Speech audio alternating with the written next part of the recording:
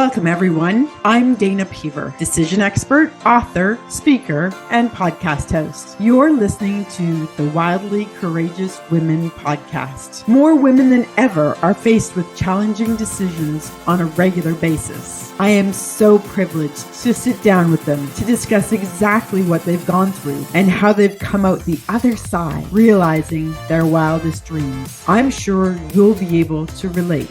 And don't forget to stay to the end to take advantage of my latest free gift. Let's get started. Hello, you wildly courageous women, you.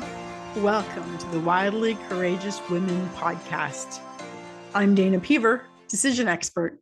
And as always, we're here talking about decisions that have been made in our lives that were courageous or impactful or changed the course of our life, or even one that maybe we wish we could go back on. Each week, I join you twice, once with a guest and once solo. Today, I'll be sharing an impactful decision that I've made in my life. Since I've been studying the science of decision-making for over 30 years, the majority of my life's decisions have been made very intentionally using my 5-step Decision Smith system and app. I'll walk you through all my thoughts behind the scenes. But before we get started, I want to remind listeners to stay to the end to get access to my latest freebie. All right, let's dive right in.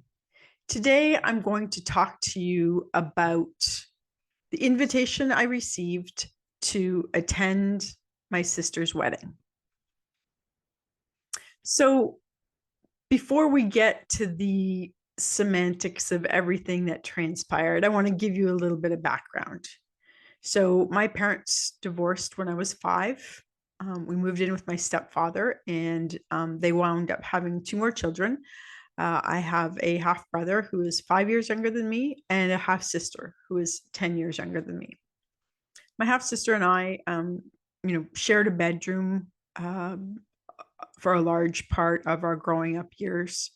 And having a 10-year age difference made for some challenges. We weren't exactly close. We really tried. There were, some attempts even after I left home to build a better relationship. But I can say at the time that her wedding was approaching, things were a little tenuous. So I remember learning about the upcoming nuptials. She had actually at that point in time been with her fiance for quite a few years. They actually already had 2 kids together who were both under 3. And they decided to finally tie the knot. And they lived in the western part of our country and had decided that they wanted to have their ceremony in the mountains. So living in the central part of the country where I live and having a family of 4, there was definitely a cost associated with flying us all out there and staying. We wound up staying out there for a week. So, it was a decision that was made based on the many parameters that presented themselves, not simply based on cost or anything like that. So leading up to the wedding, like I said, I was trying to be as supportive as I possibly could for my sister. At one point in my life, I owned an event planning company.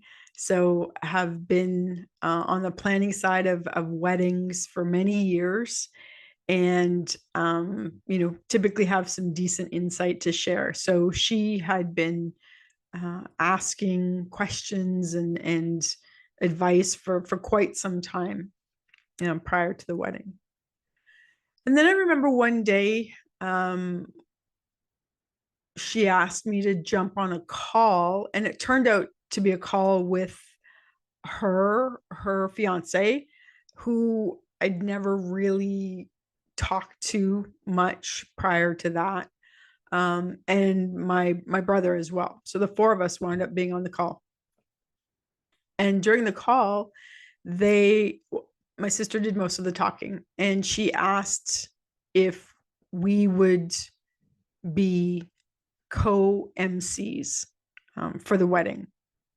And now my brother lived out in the western part of the country and had met the fiance quite a few times. So, was familiar with him. But my brother's not the most organized person. And I think my sister knew that if she invited both of us to be co-MCs, that my brother would be able to add the personal touch and I would be organized and make sure there was a speech written and that things would get done. Um, so that was an interesting request for me to accept.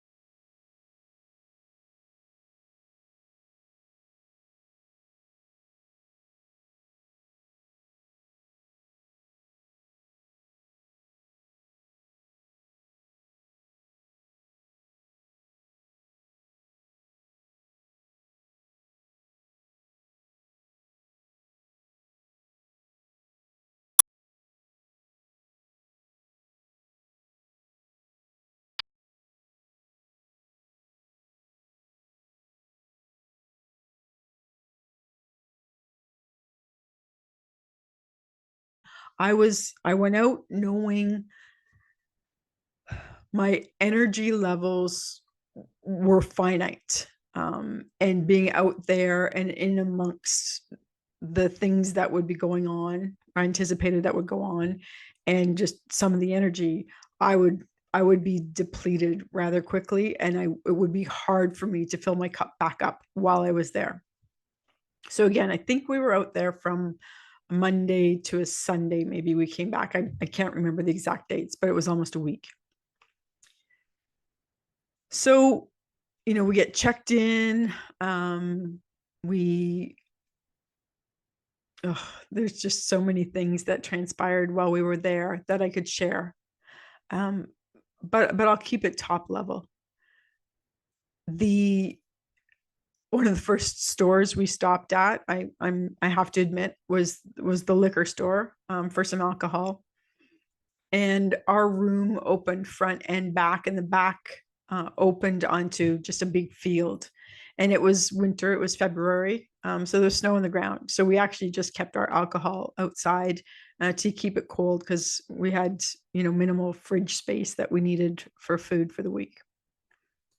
I remember at one point, about halfway through the week, my husband said to me, "Dana, do you think maybe somebody's stealing our alcohol?" And I had to laugh, and I said, "Nope, that would be me. I'm going through it at a rapid pace." Anyway, I wasn't silly or slurring or doing anything I wasn't supposed to be doing. But I had, just a drink on the go to take that edge off, for a large portion of the week. So that was kind of funny. And I remember when my brother and his partner showed up. Um, we had spent lots of time with them previously. And when the two of them got together with my husband, it always felt like a pick on Dana time. Like they would make fun of me and fun of things I did and said, and just poke and poke and poke. And usually I had a great sense of humor about it and could dish it back just as easily. But when they arrived that week, I sat them down and said, "I'm really concerned about my energy levels this week. So you can't go there. You can't, all three of you, gang up on me and start making fun of me, because I won't be able to manage it this week."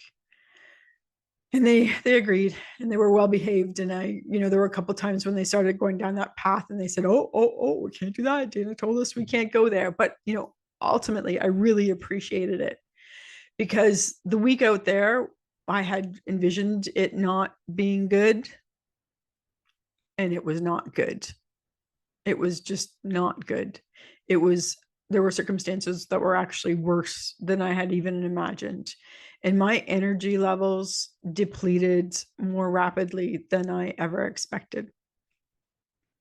I remember at one point, the my nieces and nephew were there as well, and they were going to take those kids and my kids for a hike, and I got invited to go. And I love the mountains. I actually used to live out there when I was in university, and I said no, I didn't have any extra energy to expend going on a hike, and putting myself out there physically. I needed to save every ounce I had, from a mental perspective. So I didn't go anywhere that week except where the bride needed me to go. I was on call to be able to do what it was that she required to ensure that everything was ready for the wedding. And again, there were so many little things that transpired that week that I'm still incredulous about.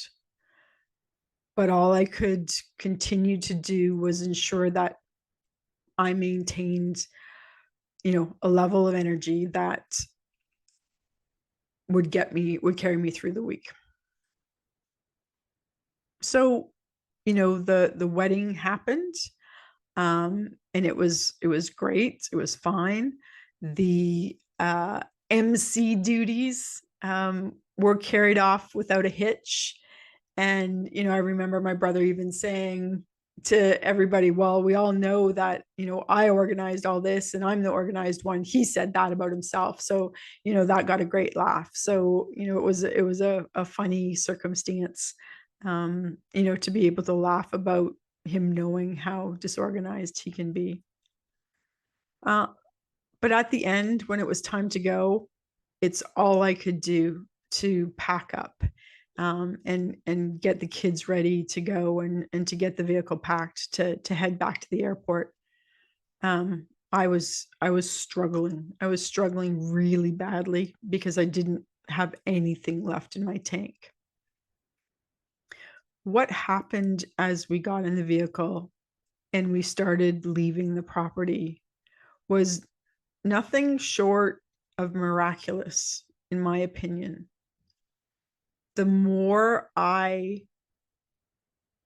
space I put between me and, the venue, the place we'd been staying, that my energy levels rose exponentially. It was a really interesting lesson for me to understand the physical impact of other people's energy in your space, because I felt myself weighing less and feeling taller with every mile we covered. It was just like if you graphed it, there would just be an uphill climb, regarding my energy, equal to the amount of distance we put between us and where the wedding had taken place. And some people might say, oh, it's all in your head. Oh, get over it. Oh, it's just you feeling or seeing that. But I remember one of my uncles coming up to me, just after the wedding, and asking me if I was okay, because they could see, palpably how it was affecting me. And I didn't want to burden anyone else. I didn't want to, make it a big deal. But I just said, yeah, I was fine, just tired from all the festivities. We wound up running into another aunt and uncle, back in the town we were catching our planes in. And we joined them for breakfast or lunch, I can't remember. And my aunt at the time noticed. She said, Dana, the last couple of days, you've just not been yourself. Yet today, here you are. And you're such a different person. What's transpired. And I was able to share with her that the distance that I'd been able to put between that energy and where I was that morning, the day after we'd left, was, the reason for the change in my demeanor and my energy levels. So we flew home to no further ado.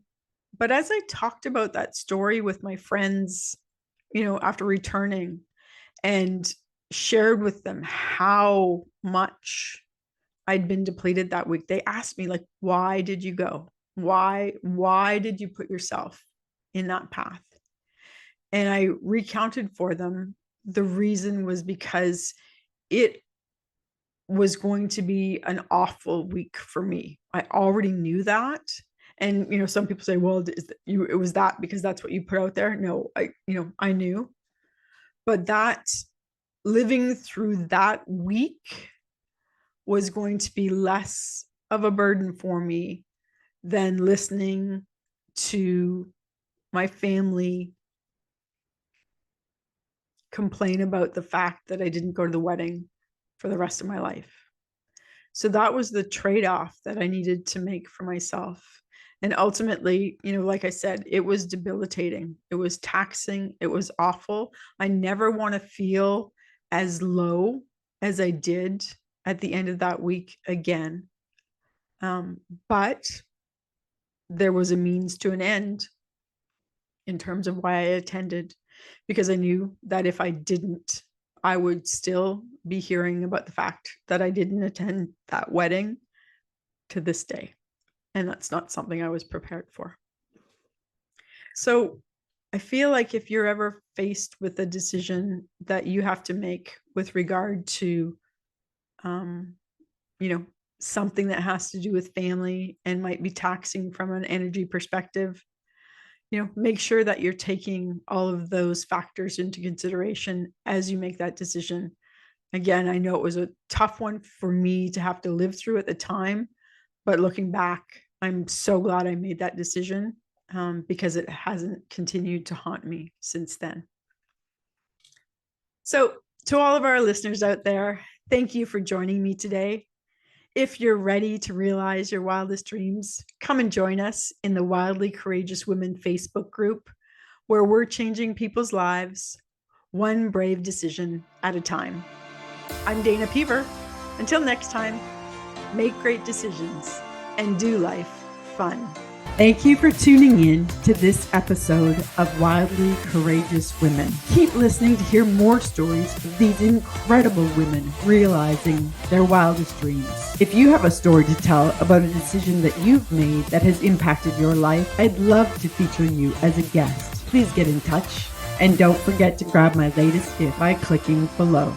I'm Dana Peever. As always, make great decisions and do life fun.